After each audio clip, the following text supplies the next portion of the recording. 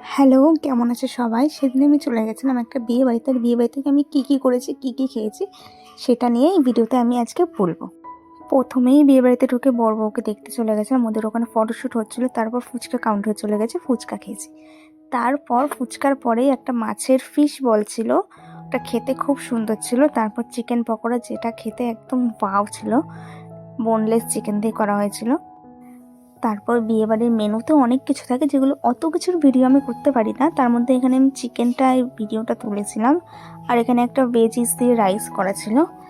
আর সব সময় আমি ওয়েট করে থাকি এই মিষ্টি কালাকাতের জন্য। রসগোল্লার আমার সেরকম একটা শখ নেই, কিন্তু কালাকাত আমি একসঙ্গে অনেকগুলো খেতে পারবো, আমার খুব ভালো লাগে। লাস্টে এরকম হাজমোলা দিয়ে দিয়েছিলো, আইসক্রিম দিয়েছিলো, যেটা খেতে খেতে আমরা বাড়ি চলে গেছি। Tata, bye bye.